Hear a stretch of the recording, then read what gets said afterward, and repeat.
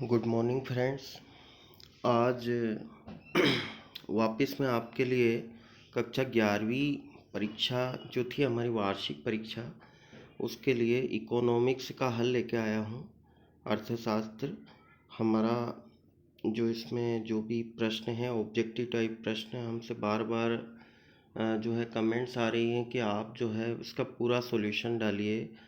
तो साथियों पूरा सॉल्यूशन तो काफ़ी बड़े प्रश्न होते हैं, तो वो उनको जो छोटे छोटे जो प्रश्न हैं हमारे उनके उत्तर में आपको जो ऑब्जेक्टिव टाइप क्वेश्चंस हैं उनके उत्तर मैं आपको दे रहा हूँ। तो बड़े प्रश्न आप खुद जो है प्रश्न बैंक से हल कर सकते हैं, लेकिन जो अपने जो ऑब्जेक्टिव क्वेश्चंस हैं उनको मैं बता रहा हूँ आपको। तो सही विकल्प चुनकर लिखिए। इसमें जो पहला प्रश्न है हमारा सांख्यिकी का कार्य है, तो सांख्यिकी का कार्य है जटिलता को सरल बनाती है। पहला जो उत्तर है इसका सही है, सांख्यिकी क्या करती है, जटिलता को सरल बनाती है। दूसरा जो प्रश्न है हमारा एक श्रेष्ठ प्रश्नावली के गुण हैं, तो एक श्रेष्ठ प्रश्नावली के गुण प्रश्नों का उचित क्रम, सरलता, प्रश्नों की सीमित संख्या। साथियों ये सारे ऑप्शन इसके सही हैं, तो चौथा ऑप्शन हमारा सही हो जाएगा, उपयुक्त सभी। तथ्यों या आंकड़ों का विशेषताओं के आधार पर किया जाने वाला वर्गीकरण कहलाता है, तो साथियों क्या कहलाता है, गुणात्मक वर्गीकरण। आयत चित्र है, आयत चित्र क्या है साथियों, द्विविमीय आरेख। इसका उत्तर हो जाएगा द्विविमीय आरेख। प्राकृतिक पर्यावरण का अंग है, तो प्राकृतिक पर्यावरण में साथियों मिट्टी भी आती है, हवा, पानी, ये जो सारी नदियाँ, ये सारी चीज़ें जो है इसमें आती हैं, तो इसका जो ऑप्शन है हो जाएगा डी, उपयुक्त सभी। साथियों हमारा अगला जो क्वेश्चन है रिक्त स्थानों की पूर्ति कीजिए। इसमें जो पहला प्रश्न दिया हुआ है केंद्रीय प्रवृत्ति की सर्वश्रेष्ठ माप है, तो केंद्रीय प्रवृत्ति की सर्वश्रेष्ठ माप क्या है साथियों, समांतर माध्य। क्या है, समांतर माध्य। उसके बाद में दूसरा जो प्रश्न है समंक माला में सर्वाधिक बार आने वाले मूल्य को कहते हैं, तो उसको क्या कहते हैं, बहुलक कहते हैं साथियों। क्या कहते हैं, बहुलक। माध्यिका की गणना के लिए श्रेणी को क्रम में व्यवस्थित किया जाता है, तो माध्यिका की गणना के लिए उसको जो है या तो आरोही क्रम में व्यवस्थित किया जाता है या फिर उसको अवरोही क्रम में व्यवस्थित किया जाता है, तो आरोही और अवरोही दोनों ऑप्शन इसके सही है। उसके बाद में प्रश्न है वर्ग अंतराल 25 से 30 का मध्य बिंदु कितना होता है, तो कितना होता है 27।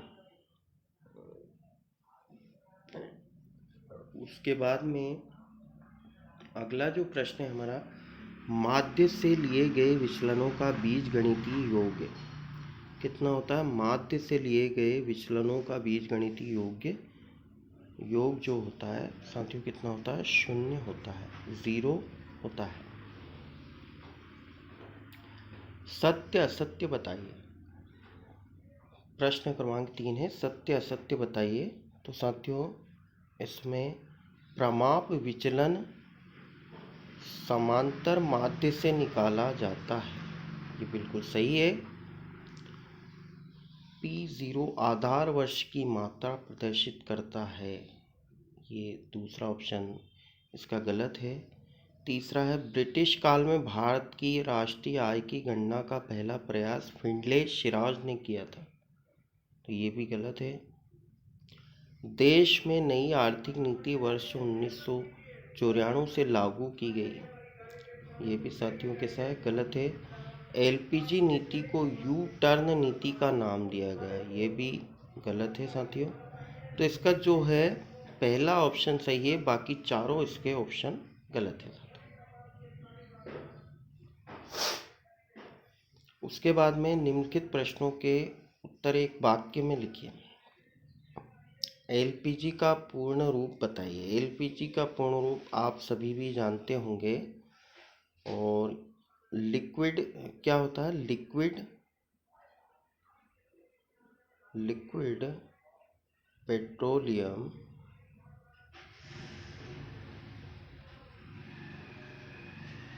गैस। साथियों, इसको आप लिक्विड पेट्रोलियम गैस हिंदी में भी लिख सकते हैं। साख क्या है? साख का मतलब होता है, अंग्रेजी में क्रेडिट होता है साथियों। तो साख वो होती है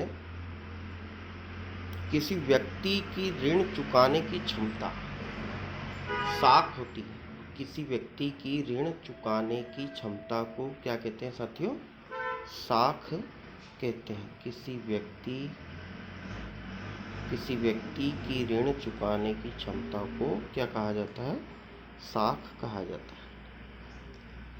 उसके बाद में बफर स्टॉक।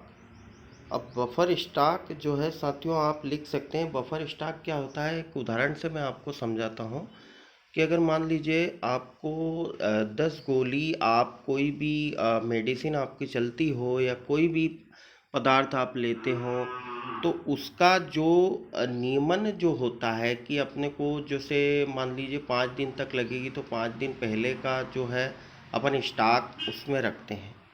तो उसको क्या कहते हैं साथियों? बफर स्टॉक कहते हैं। मतलब कि जो ज़रूरी चीज़ें हैं उनका समय से पूर्व क्या करना? नियमन करना। उसके बाद में मानव पूंजी निर्माण के प्रमुख स्रोत लिखिए। तो मानव पूंजी निर्माण के स्रोत बहुत सारे हैं। जैसे शिक्षा में निवेश हो गया, शिक्षा में निवेश, सूचना में निवेश। उसके बाद में जो है शिक्षा का रोजगार उन्मुखी में निवेश, तकनीकी अभाव, ये सारे कारण हो सकते हैं उसके। जो भी आपको ठीक लगे, एक शब्द में लिखना है तो कोई भी एक अपन इसमें लिख सकते हैं। तो ये सारे जो है इसके प्रमुख जो है स्रोत है। भारत में मानव पूंजी निर्माण की कोई एक समस्या लिखी है। तो भारत में मानव पूंजी निर्माण की कोई एक समस्या, इसमें बहुत सारे जो है वो लिख सकते हैं अपन। कृषि क्षेत्र में वरीयता भी हो सकती है, शिक्षा का अभाव हो सकता है। उसके बाद में जो है रोजगार में इसका वो हो सकता है, निवेश हो सकता है। तो ये सारी चीज़ें इसके लिए ज़रूरी है। उसके बाद में अगला जो क्वेश्चन है हमारा, सही जोड़ी बनाइए। सही जोड़ी बनाइए। तो इसमें जो है साथियों, आप सभी जानते हैं चिपको आंदोलन बहुत फेमस क्वेश्चन है ये। सुंदरलाल बहुगुणा जो थे, इन्होंने पेड़ों को बचाया था। इसके लिए इसको, ये पेड़ों से क्या करते थे? चिपक जाते थे, इसलिए जो है इसको चिपको आंदोलन नाम दिया गया था। ये इसके नेता थे सुंदरलाल बहुगुणा। उसके बाद में सार्क जो है, सार्क क्या है? सार्क हमारा हो गया दक्षिणी देशों का समूह। दक्षिणी देश में जो भी आते हैं तो उनका समूह हो गया। ईयू, ईयू क्या है? तो ईयू जो है यूरोपीय देशों का संघ है। क्या है साथियों? यूरोपीय देशों का संघ है।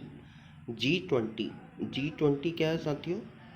20 मतलब 20 देशों का समूह। एशियन, लास्ट वाला जो है अपना 5वां, एशियन क्या है? तो एशियन क्या है? दक्षिण पूर्वी एशिया के देशों का समूह है। दक्षिण पूर्वी एशिया के देशों का समूह। साथियों, आपको हमारा वीडियो कैसा लगा कमेंट करके ज़रूर बताइएगा। और अभी तक अगर आपने हमारे चैनल को सब्सक्राइब नहीं किया है तो इसको सबसे पहले सब्सक्राइब करें, क्योंकि मैं बहुत सारे महत्वपूर्ण वीडियो आपके लिए लेके आता रहूँगा। और जो भी परीक्षा से संबंधित जानकारी होगी, जो परीक्षा के सॉल्यूशन होंगे, वो सारे सॉल्यूशन मैं जो है आप तक पहुंचाता रहूँगा। बहुत बहुत धन्यवाद साथियों, हमारे चैनल को देखने के लिए बहुत बहुत धन्यवाद।